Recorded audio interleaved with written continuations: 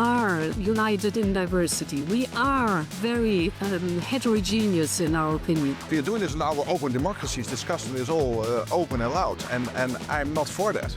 What is European Union? What is freedom? How we learn together.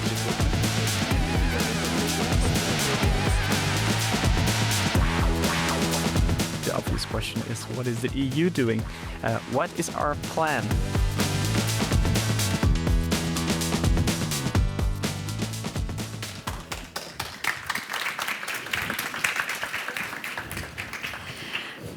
Hello again. Welcome back to the second part of this afternoon session here at Politico Sustainable Future Summit. I'm Sarah Wheaton here with my colleague Rebecca Holland. Rebecca, you're moderating the next panel. It's on the latest innovations in agri and food. Why is this topic so relevant right now? Yeah, so innovation touches so much of our food system. I mean, we've all heard about the veggie burger ban and concerns over how those labeling issues could apply to lab-grown meat or other food products, but there's so much more to it than that, from the soil that plants are grown in to how farmers are using AI and innovations in machinery and things. So there's a lot to cover, and everyone eats. So I think it's important that we all understand how innovation changes what we eat and how we eat. And what are you hoping to hear from the panel today? Yeah, I'm very curious about the role of regulation and innovation and how they can maybe work together, especially with some legislation that's coming up. Historically, they've maybe clashed a bit or pushed back on each other, so it'll be interesting to hear how that can play out. And I'm also hoping to maybe learn about a food innovation that I haven't heard of yet. Okay, I'll look forward to hearing it too. Thanks so much. I'll leave you to it. Thanks.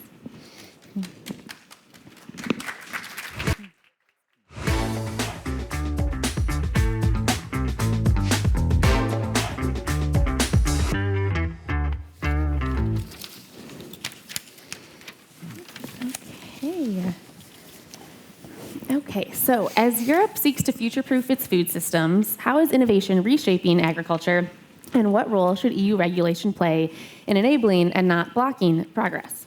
Several pieces of legislation currently in progress address this question, including the Food and Feed Safety Simplification Omnibus and the Biotech Act, both coming up later this month.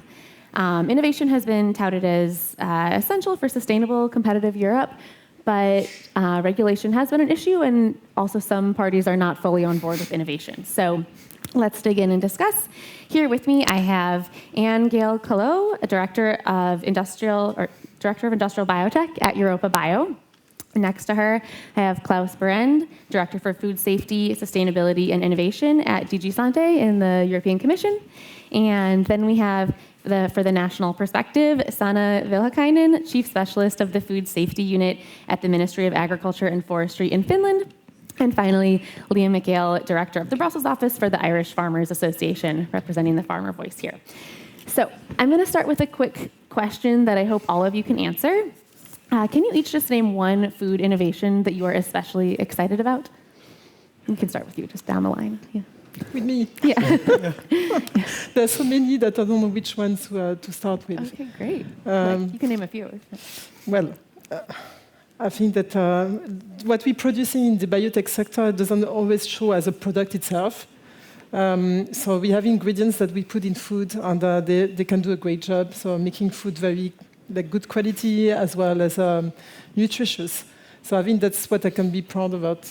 Innovation, there's a lot happening, as I said, and we can. At the moment, our members are telling us that they can make proteins which are exactly the same as natural proteins, and they can do it in a very cheap way and very efficiently. So that's coming up. Yeah, that's very interesting. Klaus, is there a food innovation or a regulation you're excited about?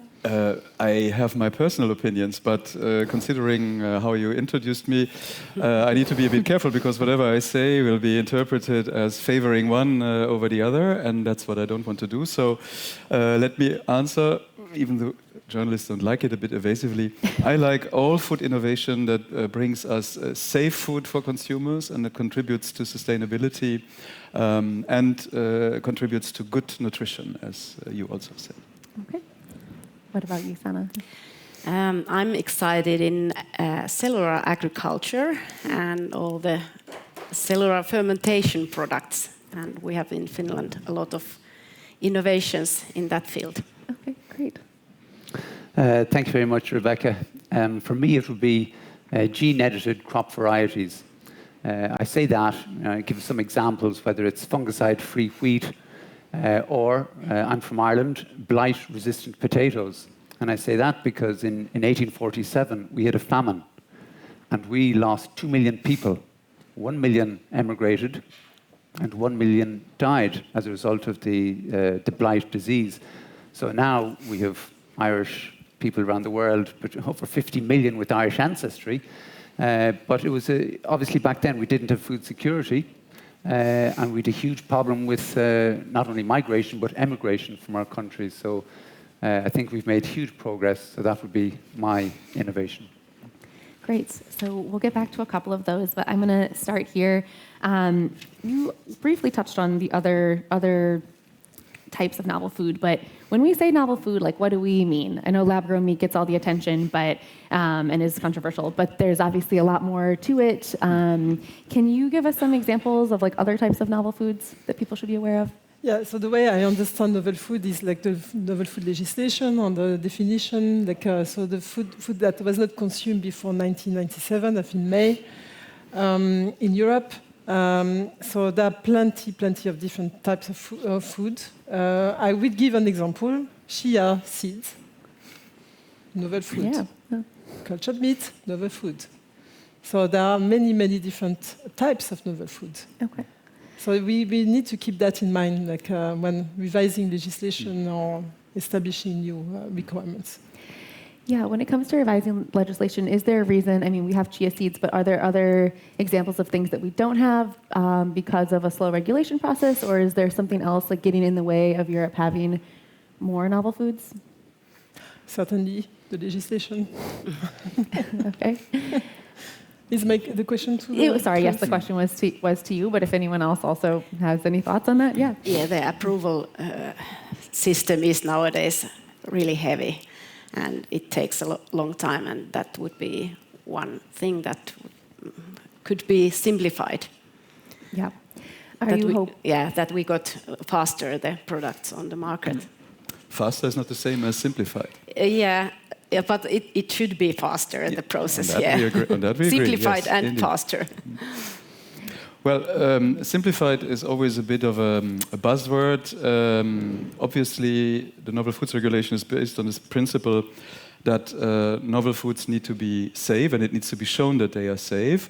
And the requirements for that depend, indeed, a bit on which type of novel food. And you're absolutely right that there are huge differences between the different types of novel foods.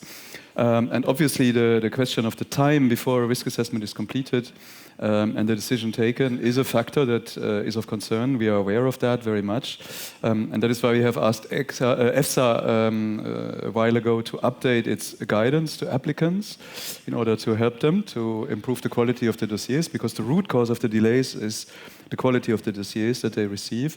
And that requires them and the experts then to go back to applicants and ask for more information. So if the dossiers are better from the beginning, then the process should run more smoothly.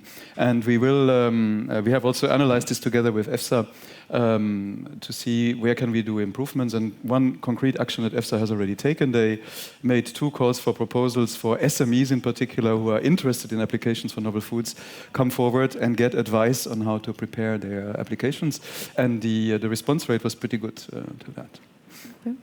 Great. Do you think that some of this, well, I know you probably won't be able to answer this, but I would love to know how much of this is addressed in the upcoming Biotech Act or Food and Feed Safety Omnibus.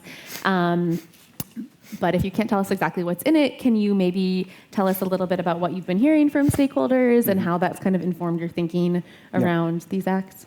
Yeah, to stay with this topic directly, one element that has come up over and over again in order to address this problem of the quality of the application dossiers, also in the context of the ongoing EFSA evaluation that we are conducting, are the limitations that are currently in the general food law related to pre-submission advice. This was introduced in the regulation in 2019. as part of the overall increase of transparency. And at the time, it was felt, and the legislators felt quite strongly about that there should be a safeguard to preserve the independence of the EFSA's risk assessment by limiting the kind of a pre-submission advice that they can give to applicants, which is very different in other areas, such as for medicinal products and EMA. So that's certainly one area that we are looking at, also for possibly addressing it as part of the Biotech Act, so that EFSA can give more targeted and more technical scientific pre-submission advice to applicants. Great. And Sana, does that align with like the national process, or how can national governments help fuel innovation? The process is totally EU process, and the applications are sent to Commission, and then EFSA is evaluating them, and then again Commission has made the decision. So what the national authorities or ministries can do is mainly financializing the researching or this kind of things, but the actual process, the application process, is not in our hands. But if I can jump in, some member states or regions in some member states have actually created support centers to help applicants in order to compile their applications in a good way. Yeah, I know it, but Finland is a very small country, and we have very few applications yearly. So we have mainly then consultants who are specialized in novel food applications, but we are not doing it in a national level, so in a ministry or an agency. So. Still, there's something you can do. They are private cooperators which are helping them. Yeah. And also at the end of the decision-making process, you said the Commission is deciding, but the Commission is not deciding alone. Yeah, we are also there. Yeah, we are, and we make our best there. Yeah. I think that is not the bottleneck, the decision-making thing. I think it's the EFSA side. It takes too long time to evaluate the food safety. Yes, would you like to add something? I just wanted to say, if I may, that the issues are for novel food, but not only. Many other applications and food applications are also suffering from very lengthy productization processes. And so having pre-advice from EFSA, from the experts, in a way that they can work on it together would be extremely, extremely welcome. We know that in other parts of the world, they already do that. So obviously EFSA had a different rule here, so we would really welcome that. We also think that maybe the use of AI could be complementary to that, because you have a lot of experience, a lot of knowledge already, and maybe AI could contribute to improve pre-advice. Yeah, interesting. With the necessary safeguards. No, of course, EFSA is very interested, and EFSA scientists are very interested in exploiting these possibilities, but clearly also with the necessary safeguards. As we all know, AI is sometimes, what's the term, hallucinating in its work. Yeah, I want to bring Liam into the conversation. Well, if you had something to jump in on this, go ahead, and then I have a question for you. Thank you. I'll take a step back and say innovation in agriculture, first of all, we look for funding. And I would say previously we had 10 billion euros. That was ring-fenced for agriculture. Now we're seeing that has been increased, but agriculture is put in there with health, bioeconomy. So we foresee huge competition for that same money. And if we're talking about some of the innovations on the food side of the novel foods, currently we're seeing a huge cost associated with some of the cultured meats, the lab meat products. And if we look at where we are in agriculture and what we need, what do farmers need right now? I would say productivity in Europe in the dairy sector and livestock sector is falling. We've got a reduced number of farmers. We've got reduced availability of labor. We need greater efficiencies.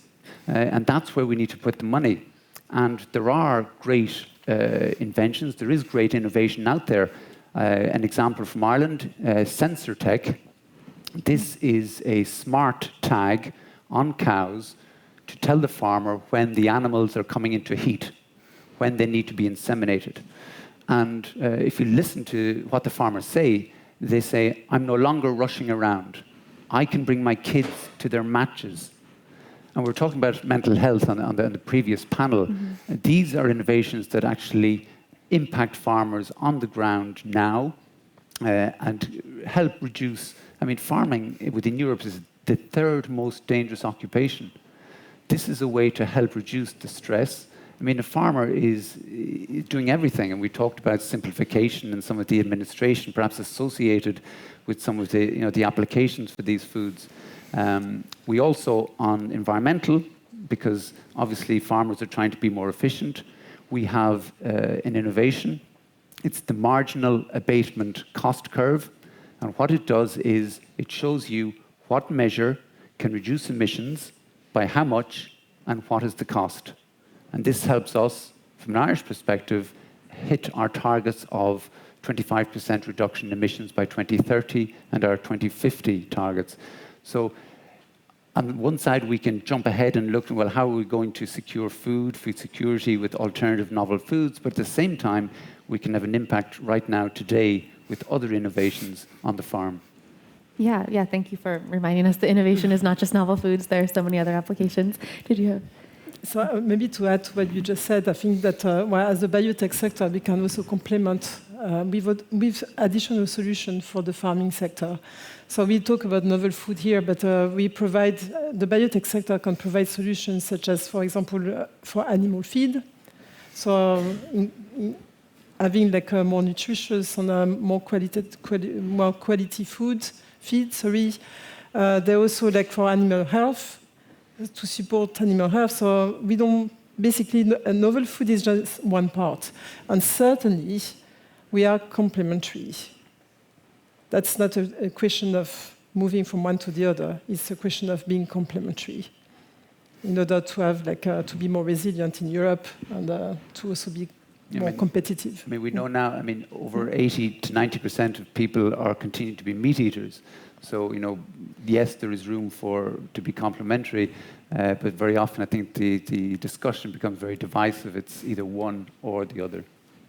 Yeah, that was actually my next question. Was in the EU there is this big simplification push, but there's also a lot of support for climate goals and climate measures. And we talk about biotech as a way to move towards more sustainability, but there are also these heritage products like certain cheeses and meat products, with geographical indications around Europe. And I was just kind of wondering all of your thoughts on how we can kind of balance the two, and if there's a way to do that. Maybe I can start. Yeah, please. Because you talk about cheese, so I think cheese is a great example where for most cheeses now we use biotech. Because rennet was coming from the animals before, and now it's increasingly more used, made with biotech.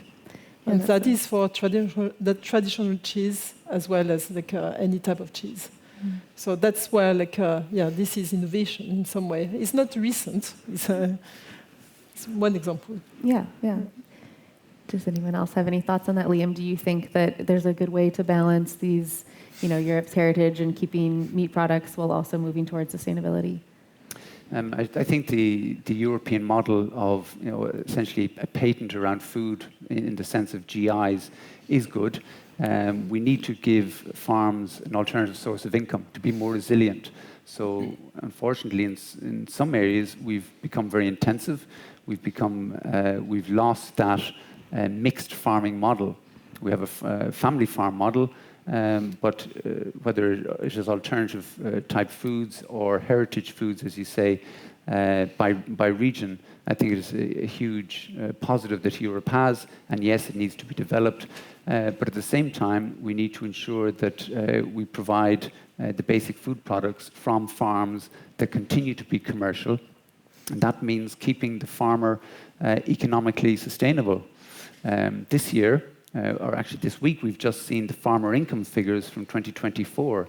And I won't say the first time ever, but we are now seeing farmers getting paid a fair return for their work, in the sense of the dairy prices and the beef and the meat prices are actually returning a profit.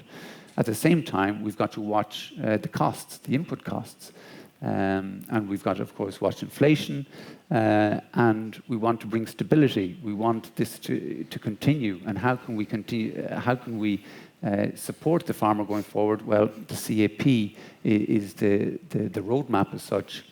And I know in the last discussion we had Elizabeth Werner representing DG Agriculture and Keith Siltois before that, defending the sector. And of course, there are alternative ways of allocating the income. But we haven't found, I think, a better way than the hectare-based payments model that we have. It is becoming fairer, but essentially we're faced with a 20% cut, and that doesn't sit well with farmers who continue to hear that the Commission do prioritise food security, but we're not seeing it in some of the policies that come through. Yeah. Yeah, personally, I think that it's not good to think that they are competing each other, the traditional agriculture and the new innovations. They, in my opinion, they can live side by side and be happy both. Good. Yeah. Can you tell me a little bit more about the cereal innovation in Finland that you were talking about and how that's how that has worked? Yeah. Yeah, we have a lot of cellular agriculture studies and also small SMEs and startups, and that is the where we have the knowledge. And yeah, so I know one issue in the EU is sometimes these smaller companies, they end up having to leave and go to the US or Singapore or Australia because of, like we've already talked about, the long approval process. Has Finland found a way to keep some of these people there, or is there anything that you can teach other governments? Or yeah, we still have them there, but they are complaining a lot. And we find also we have to find some solutions, something that we can guide them more and that they have access to fundings. We have some fundings that have helped them and they can get money from them, but still the process is long and heavy. Yeah. Especially to the startups and the SMEs. Yeah. So we haven't really talked about consumers yet. There's a lot of things that consumers eat, like cheese and things that are novel foods that maybe they don't even realize. But when you talk about other things like lab-grown meat and stuff, maybe people are more unsure. How would you reassure consumers, maybe Klaus, for you, that the process, the safety process, is keeping them in mind, and that even if it does become more efficient and simplified, that the food is still safe? Well, reassurance in the sense that only food that is found to be safe is authorized, and the process is very thorough, and despite the shared desire to have the procedures completed more faster, there's certainly no interest nor any readiness on the side of the Commission to lower the standards of the safety assessment in order to give that reassurance to consumers that novel foods that are authorized are safe for them. But that's in itself is not a guarantee for success. I mean, what we have seen around the last controversial topic in novel foods, insects, we did authorize several insect species as novel foods, but I understand from the information, the return that we have from the companies, that commercially it's not extremely successful because the consumer acceptance is not there. And the same is, and Liam, you mentioned it, another area of innovation that has also immediate benefits for farmers, the new genomic techniques in plant breeding. Here, we know that in Europe the general attitude towards genetically modified organisms and anything around it is rather negative. And for new genomic techniques, we have now a possibility that if we get the new regulation that we have proposed adopted, that there will be such plants coming to the EU. But the question is, how will they be accepted by consumers? Is a very interesting one that EFSA has tried to gauge by surveys, and there seems to be more openness among consumers, in particular if they understand what are the reasons for the genetic modification that has been made, such as, for example, to reduce need for fertilizers or pesticides and things like that. And that is in a way reassuring, but only the reality will later show how it will play out. In the debate around the Commission's proposal, already in the preparation, and also now during the negotiations in Council and Parliament, we also get lots of letters, also from retailers who are skeptical and who express a wish that there would be full labeling requirements all the way to the consumer. So acceptance of new technologies, be it novel foods or be it the new genomic techniques, is not a given and not guaranteed everywhere. Yeah. And Gail, do you have any thoughts on that as someone who works with these technologies, and why should consumers not be afraid of them, basically? So maybe it's slightly different for us because we are working on biomanufacturing, and we're using microbes or bacteria to actually produce our substances, on vitamins, on enzymes, on proteins. So it's a different aspect because our products are already on the market. Sure. One of our members was telling us the other day, 1 out of 3 products in the supermarket contains biotech. Wow. So it's really widespread already. It's not known because you do not buy the product that we make in itself. You buy the whole product, yogurt, on cheese, as I said, on any type of food for veggie food or vegan food, etc., and many, many others where you add vitamins. So for us, it's already accepted. Do you think people realize that? Well, if they don't, it's too late because it's already there. There is more to come, and I think that's what we want by seeing the change of legislation, revision of some of the legislation, to have it more accessible. So I think in our case, we do not see it as being a big issue.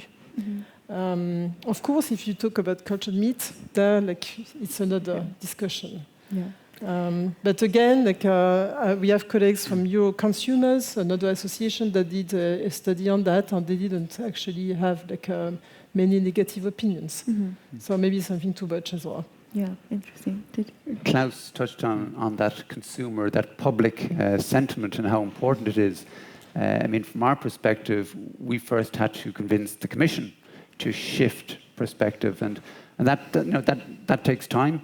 And of course, the public at large, how do you explain to the person in the street on a genetic, the advantage of, say, the Casper-Cris or CRISPR-Cas, which is not a mutation, but is speeding up a natural process. I think climate change is helping us, and it's happening so quickly that it's helping us to understand that, well, if we can have a drought-resistant seed and a crop, that is better for the farmer, it's better for food production. But I think it takes time. And I think we are getting to a better place. You were asking, Sanna was mentioning about then how do you keep some of these companies that are these innovative companies, in Finland or wherever. It's a challenge. I would bring in the importance of competition law, because these small, innovative hothouses need to be protected. We can't have large companies coming in, spotting the best innovation that is available and buying these up. Any of these mergers, I think the agriculture sector should have a say in competition law and give an opinion on whether it is actually fair that some of these mergers go ahead. We've got to protect them and allow them to grow. JB Diego is a winter wheat variety that was bred in a back garden in Germany. That would not have happened potentially if it was left to the bigger, perhaps more competitive global scale companies. So I think we've plenty of examples where we've seen that. We've got to protect them, and governments have to proactively look out and invest in these small organizations. Yeah, that kind of ties into our next panel, which is on food security. Can you talk a little bit, you kind of have touched on it already, but how innovation can help with Europe's food security and how it can tie into that? Whoever wants to start, yeah, go ahead. Maybe I can start with like looking at our processes, so that usually fermentation processes, they use bio-based feedstock or renewable feedstocks, mainly bio-based feedstock. These are available locally, regionally in Europe. Yeah. And basically, like we do not have to rely on other parts of the world. We have it here. And we also have the technology here, because the technology is already present in Europe. So, I mean, this is more in terms of resilience that, and then security as well, that we can actually play a very large role. Yeah. And Liam, you already mentioned the potatoes, but is there anything else about food security and innovation? Maybe I saw carrots and cabbage. Yeah, I think some of the best innovations are ones that come from the ground up, from the bottom up, from the farmer. Sometimes unfortunately, there is funding available and we get university-led ideas that don't incorporate the farmer. There's one particular project that was done in Ireland, and they came in to put the equipment in. It was measuring, they wanted to measure weather, and it was related to emissions. And after the first week, all of the stations had been blown down because it was on the west coast of Ireland with Atlantic winds. So anybody who had spoken to the people on the ground would have understood clearly what was needed. So, going forward for food security, we've got our Teagasc is our agricultural research agency in Ireland, and they do have a hotbed of companies, startup companies, who look at, for example, even valorizing byproducts.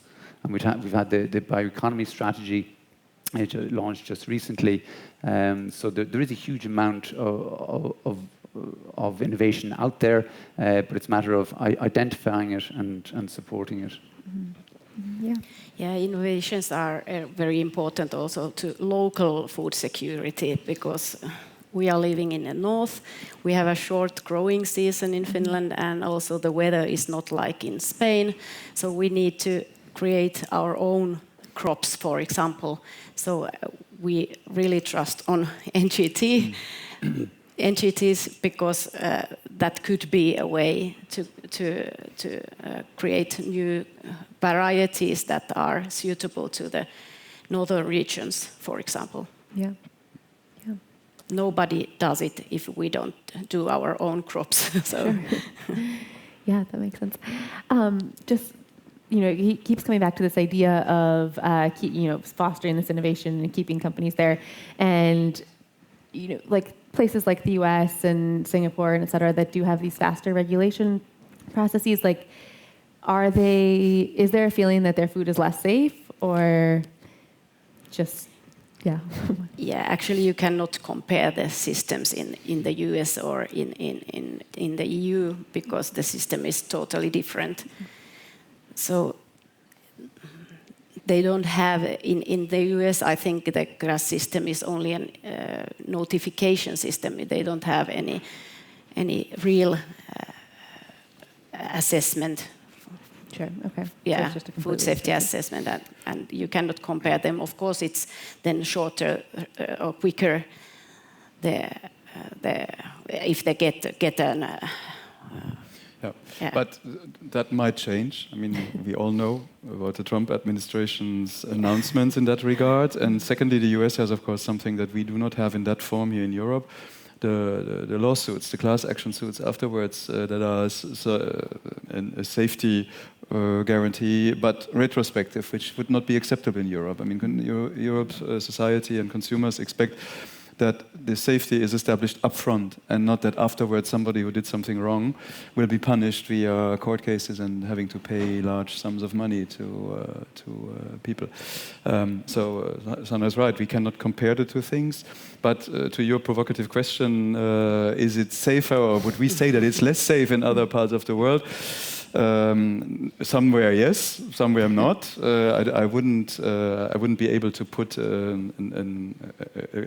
scale on all the individual countries in the world. But one thing is for sure: the perception, and rightly so, that our standards are very high, is global. I mean, European food safety is recognized everywhere in the world as a seal of quality when companies export, and we are, after all, also the #1 exporter of food products globally. Yeah. So, what would you say to some of these innovation, startups who might want to leave? What would be your pitch to keep them in Europe? That if they make, to use the famous Sinatra song, if you can make it here, you can make it anywhere. Huh? Yeah. Great. Well, I think that does anyone else have anything else they would like to add on this topic? Otherwise, maybe I can just add, we are very good in Europe for innovation. We are global leaders. We don't want to see our industry going somewhere else to produce, and that's what's happening at the moment. We hear lots of startups and SMEs telling us that they're doing the innovation here, but they're going elsewhere to produce. So we are expecting that the Biotech Act and the Omnibus would help in resolving some of this problem, and very, very fast. Yeah, is there something very specific that you're hoping it addresses? Like something you specifically want to see in it? Well, I think the idea of having pre-advice from EFSA, so as well as making the process smoother and faster without compromising safety is one that we would like to see. And we also would like to see how can Europe allow the development of products which are currently not on the European market, which exist in other parts of the world. So there I'm talking about microorganisms that are used in deliberate release, not in contained use like we do at the moment with fermentation, because there are lots of innovation in that as well. Not only it's not for food per se, but when you think about contaminated land, when you think about how you can actually decontaminate, you can use biotech. And there we have we cannot put on the market genetically modified microorganism for this type of uses in Europe, because there is legislation, but the legislation doesn't actually give any idea of how long it will take to get these products on the market. There means some companies have tried, and I think some of them have withdrawn the application. I think there is one at the moment on. So we hope that Europe, we actually look to develop this type of products as well in Europe before it's too late, because it's happening elsewhere. First of all, it's never too late, and secondly, I come back to the theme of acceptance. I mean, we have to take into account that not everybody thinks in the same way as us here on this panel. I mean, I just come from another event which had a completely different theme, all about traditional food. No innovation, please. I mean, and that is not isolated. I mean, there is a big constituency in Europe, and to different degrees in the different member states, that is actually quite skeptical about innovation in the food area, even though more open in other areas such as healthcare, for example, or industrial manufacturing. But when it comes to food, it gets quickly very emotional. We have, after 25 years of authorizations for GMOs, the transgenic GMOs, for which EFSA has not found any risk. There were a few cases where they couldn't come to a full conclusion because some data were missing, but they have never identified actual risks. We grant authorizations for import without qualified majority in the standing committee, with 1/3 of the member states in favor, 1/3 against, 1/3 abstaining. For 25 years, the parliament systematically adopting objections against the authorizations, and almost all member states, including yours, having opted out from cultivation. So that's the reality. And the same for the microorganisms. If why doesn't one of your companies submit an application to see whether it works? Because the legislation, as you say, is there. Give it a try instead of saying we are giving up before we have even tried. Some have tried. Yeah, but what was the reason why it didn't work?